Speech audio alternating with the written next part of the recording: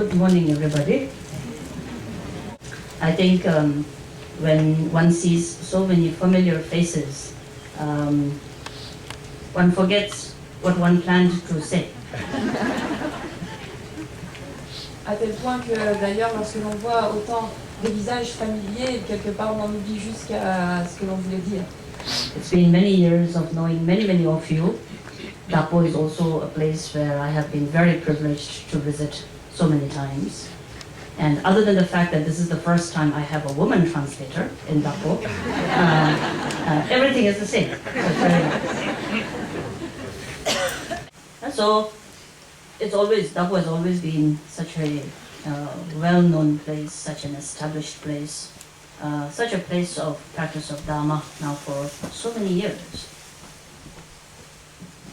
Dapo a toujours été un lieu très réputé, très renommé, très bien établi et un lieu où la pratique du Dharma est effectuée.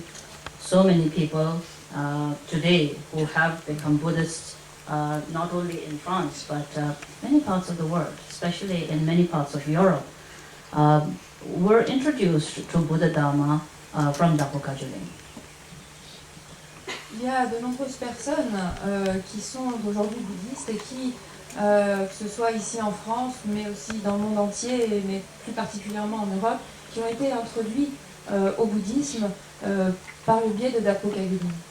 And as decades change, as the times change, despite that, when a seed that has been planted from a particular place, then one feels very close heart connection to such a place. Même si les décades passent, même si le temps change, lorsqu'une graine a été plantée quelque part, eh bien alors on se sent toujours relié à ce lieu et on sent une connexion particulière. And so for many people, that connection, that seed has blossomed into their path of practice, benefiting in the form of studying of the Dharma, receiving teachings and empowerments of the Dharma, as well as particularly connected to Dapo Kagyu-Lin, I think, is the ability to become monks and nuns and to enter into solitary and very strict retreat. Et parmi ces gens-là, eh bien, lorsque cette connexion et cette graine qui a été plantée a mûri, elle s'est développée dans le fait de pouvoir pratiquer, de pouvoir étudier, recevoir des enseignements, mais également des initiations. Cela a permis à certaines personnes de devenir moines et moniales, et puis même aussi de pouvoir pratiquer en retraite stricte. And so through the guidance, the blessings of His Holiness, the Karmapa, as well as Shamar Rinpoche, Jigme Rinpoche, and then very ably and capably assisted by many lay practitioners and monks and nuns, it has blossomed. It has really become a good place, a well-known place of practice. Et grâce, bien sûr, à l'aide et à la guidance du Galwa Karmapa, du Shamar Rinpoche, également de Jigme Rinpoche, et également grâce à l'assistance, à l'aide et à l'habileté de nombreux moines et également de pratiquants laïcs, eh bien, ce lieu a pu s'épanouir en un lieu positif, en un lieu de pratique. And with a good understanding that the very core essence of why we become Buddhist is mainly to work with our own attitude and our conduct. Et surtout avec cette compréhension de base que pourquoi est-ce que nous sommes bouddhistes, eh bien, c'est avant tout pour travailler sur notre attitude et notre conduite. Finally, what do we hope to attain after a long relationship with the Dharma is a very tamed mind, a good mind, a flexible, gentle mind. Parce que souhaitons-nous obtenir après plusieurs années, après une longue période de pratique? Eh bien, c'est d'avoir un esprit tempéré, un esprit doux et flexible.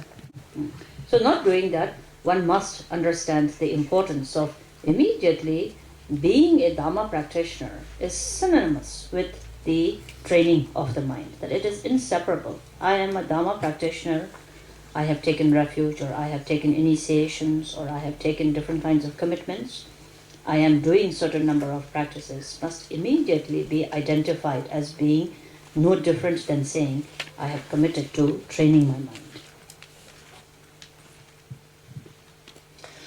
Et c'est important donc de savoir que lorsque l'on est un pratiquant du Dharma, que pratiquer le Dharma est synonyme à entraîner l'esprit, est synonyme d'entraîner l'esprit. Donc que l'on reçoive des initiations, que l'on ait pris refuge, que l'on réponde à différents engagements, que l'on effectue différentes pratiques, bien il n'y a, tout ceci n'a d'autre sens que d'entraîner son esprit. Training the mind and the power, the benefits of training the mind is that, understanding it clearly, you'll find that it is the creation of every other qualities. Et donc, ceci va nous permettre d'obtenir un grand bienfait. Parce que cela va nous permettre de comprendre le résultat et nous permettre d'obtenir ce résultat, de parachever toutes les qualités. So in training the mind, when you train your mind, kindness is the natural creation. There is no other kindness to do. It immediately is inseparable from having tamed one's mind.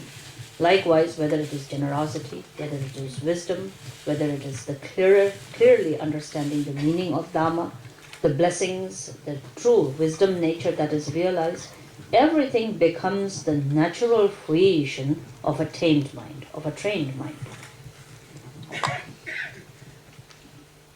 Parce que le résultat naturel, le résultat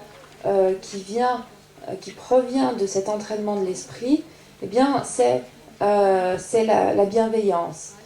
Donc cette bienveillance, elle est inséparable donc d'un esprit rompu, d'un esprit entraîné. Donc que l'on appelle cela générosité, sagesse, claire compréhension du Dharma, influence spirituelle, tout ceci ne sont que le fruit naturel de l'esprit qui a été entraîné. And so it is a misunderstanding when people think all of these many different good qualities must be cultivated. When we say cultivate good qualities, but cultivating good qualities are all gathered into a single root of a tamed mind.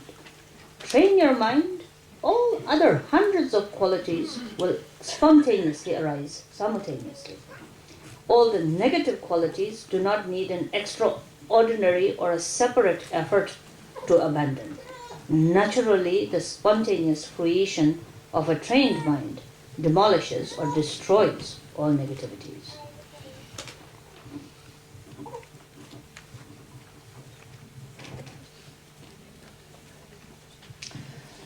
Parfois, nous nous méprenons et pensons qu'il s'agit de cultiver on dit qu'il faut cultiver toutes ces différentes qualités, qu'il s'agit de s'entraîner à les cultiver. Mais en fait, toutes ces qualités sont contenues dans la racine de l'esprit entraîné, de l'esprit rompu. Et en fait, ces qualités vont spontanément s'élever d'un esprit qui est entraîné. C'est-à-dire que toutes les qualités bénéfiques, toutes les qualités positives vont spontanément apparaître de cet esprit. De la même façon, il n'y aura pas besoin d'abandonner les qualités néfastes ou nuisibles, parce qu'en fait, spontanément, cet esprit rompu à l'entraînement, eh bien, va les détruire. C'est l'état naturel en fait de ce résultat.